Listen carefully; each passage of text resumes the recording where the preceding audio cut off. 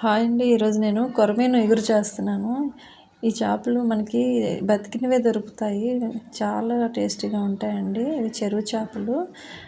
ముందుగుండా gas వెలిగించుకొని ఒక కడాయి పెట్టుకొని ఒక 2 స్పూన్లు ఆయిల్ వేసి ఎండుమిరపకాయ ఒకటి వేసాను. తర్వాత అవి కొంచెం కలర్ చేంజ్ అయినాక ఒక 5 ఉల్లిపాయలు కట్ చేశానండి. మనకి గ్రేవీ కొంచెం కావాలి, ఇగురు కొంచెం కావాలంటే కొంచెం ఉల్లిపాయలు ఎక్కువే వేసుకోవాలి. ఆ తర్వాత గడ్డుప్పు వేసాను తగినంత. ఆ తర్వాత చక్కగా ఫ్రై చేసుకోవాలి. వేగంగా మనకి కుక్ అవ్వాలంటే కొంచెం సాల్ట్ ముందే వేసేసుకుంటే బెటర్. ఆ తర్వాత ఒక 3 టమాటాలు తీసుకొని ఇలా ప్యూరీ చేసుకున్నాను.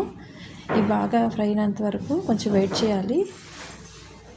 బాగా ఫ్రై అయినాక అల్లం వెల్లుల్లి పేస్ట్ వేసాను. ఇందులో ఒక 5 మిరియాలు వేసానండి. చేపల కూరకి కొంచెం మిరియాలు వేస్తే ఆ ఘాటు బాగుంటుంది. అందుకే ఒక 5 మిరియాలు వేసి మిక్సీ చేశాను అల్లం వెల్లుల్లి పేస్ట్తో సహా. అది బాగా ఫ్రై చేసుకోవాలి పచ్చివాసన పోయేంత వరకు. ఆ తర్వాత కాసింత పసుపు వేసాను, అది కూడా ఫ్రై చేసుకోవాలి. మంచి కలర్ వస్తుంది కాబట్టి ముందుగా మనం పసుపు వేసుకోవాలి. ఆ తర్వాత కాసింత కరివేపాకు వేస్తున్నాను, అది కూడా శుభ్రంగా ఫ్రై చేసుకోవాలి.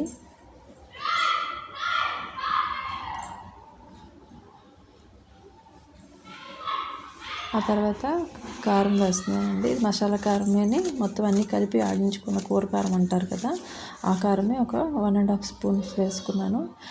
మీకు ఇంకా కారం ఎక్కువ కావాలంటే కొంచెం వేసుకోవచ్చు, కానీ సరిపోతుంది. ఇంకా మనం పచ్చిమిరపకాయలు కూడా యాడ్ చేయాలి కాబట్టి ఈ కారం సరిపోవచ్చు. ఆ తర్వాత టమాటా ప్యూరీ వేస్తున్నాను, ఒక 5 టమాటాలు. ఇది కూడా చక్కగా ఫ్రై చేసుకోవాలి, బాగా కుక్ అవ్వాలి టమాటాలు మాత్రం.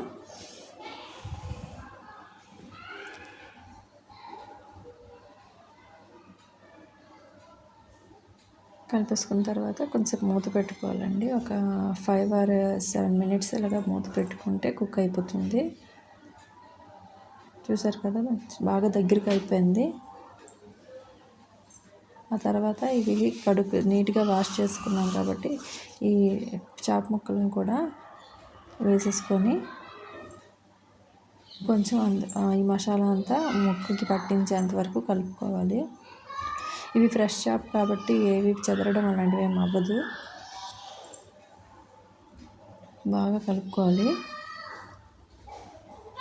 ఒక 5 minutes మూత పెట్టినాక చింతపండు ఒక బొట్టు తీసుకున్నానండి.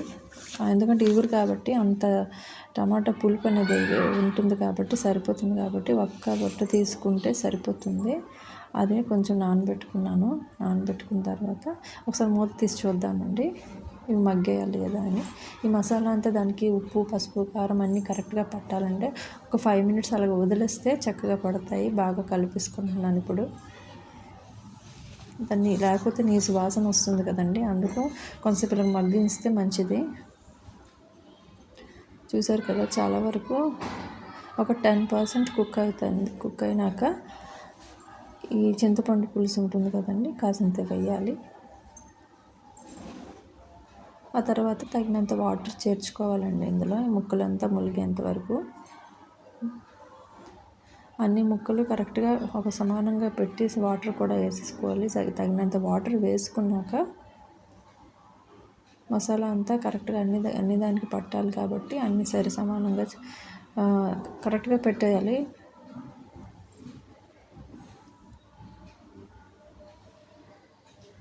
ముక్క ఉడికినప్పుడు కూడా దానికి ఉప్పు, కారం పట్టాలి కాబట్టి మనం ఇప్పుడే సరి చేసుకోవాలి. ఆ తర్వాత పచ్చిమిర్చి చీలికలు వేస్తున్నాను ఇప్పుడు. ముందుగుండా వేయలేదు కాబట్టి ఇప్పుడే వేసేయాలి. చేపల పులుసు కానీ, చేపల కూర కానీ, చేపల ఇగురు కానీ ఇవి ఏవి చేసినప్పుడు ముందుగుండా వేయకుండా తర్వాత వేస్తేనే బాగుంటుంది. ఆ తర్వాత కసూరి మేతి కొంచెం వేస్తున్నాను.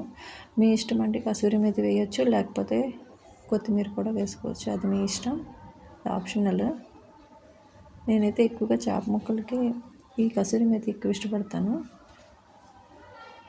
బాగా కలుపుకోవాలి. పచ్చిమిర్చి కూడా ఉడికేటప్పుడు దీని కారం కూడా దీనికి తగులుతుంది కాబట్టి ఇప్పుడు మూత పెట్టుకుంటున్నామండి. ఒక 15 minutes అలా వదిలేయాలి.